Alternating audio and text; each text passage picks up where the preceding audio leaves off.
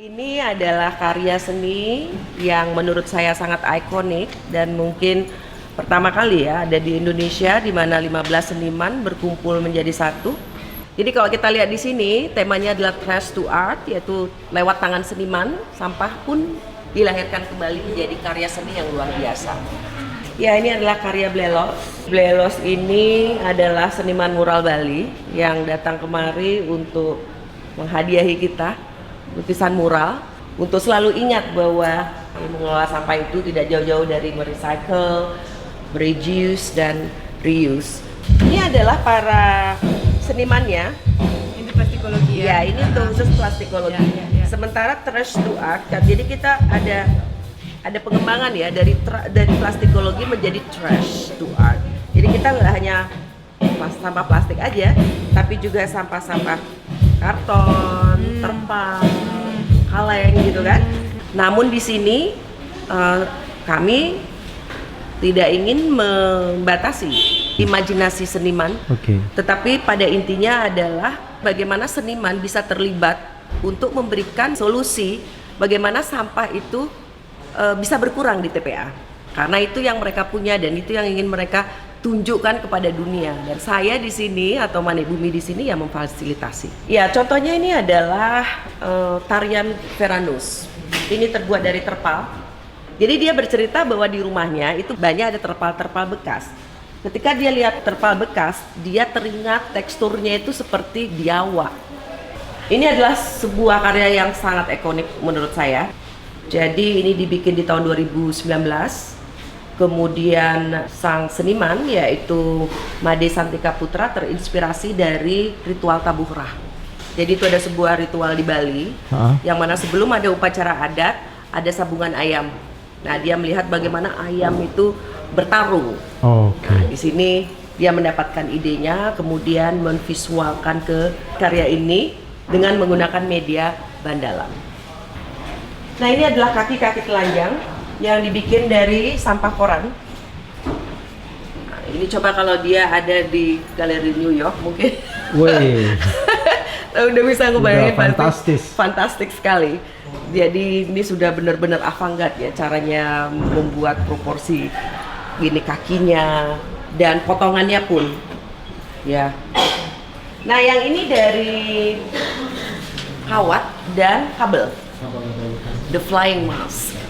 Jadi Made Wijana dia sebenarnya itu keistimewaannya dia adalah pelukis kaca, dan dia keluar dari zona biasanya dia karena ini adalah kabel yang dibikin sedemikian rupa, kemudian ditambahkan dengan jalinan kawat sehingga jatuhnya pun itu seperti diterpa angin ya.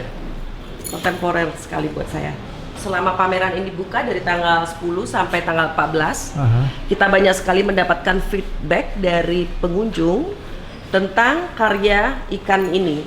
Karena Wilase itu adalah sang penciptanya, dia terinspirasi dari ikan paus yang ditemukan bangkainya dia dengan isi plastik ya. Mungkin itu mengingatkan pengunjung karena beritanya pun baru. Jadi ketika pengunjung itu melihat, dia langsung pikir ya ada ini ikan yang seperti ini. Jadi seperti ada fakta yang saat ini sedang terjadi. Iya. Nah, ini saya tanya juga dengan Wilase kenapa dia memilih kulit ikannya seperti gosong seperti ini.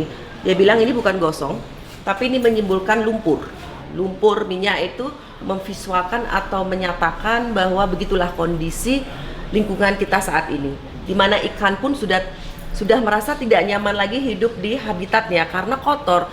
Ya, ada sedimentasi, kemudian ada plastik, ada pencemaran sehingga dia munculkan keresahannya dia atau rasa kekhawatirannya dia lewat warna ini. Kalau yang ini juga sangat spesial, jadi saya bilang sekali lagi bahwa ini nggak ada yang nggak spesial. Jadi ini dibuat dari tas plastik karena sebenarnya ini ditemukan secara tidak sengaja ketika dia sedang menggunakan lem tembak. Kemudian lem tembak itu jatuh di atas tas plastik.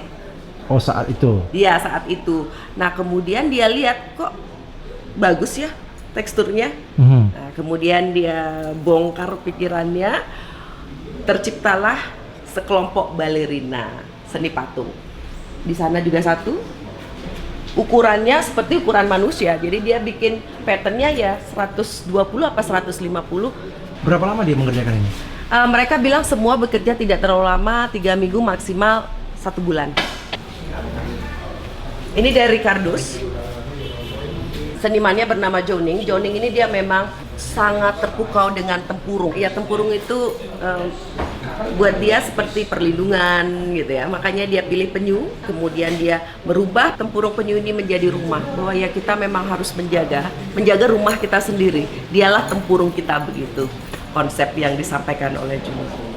Nah di sini yang istimewa dari para seniman ini, mereka juga memiliki behind the story-nya. Mereka tidak hanya melihat sesuatu, aha ini objek ingin saya buat, tapi mereka tidak punya cerita.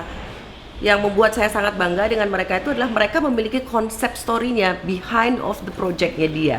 Oke, jadi mereka punya narasinya ya? Dia punya narasi, jadi saya nggak bikin-bikin narasinya, mereka sudah sangat jagonya menjelaskan apa konsep pikirnya mereka, sehingga mereka menghasilkan atau membuat karya cipta ini.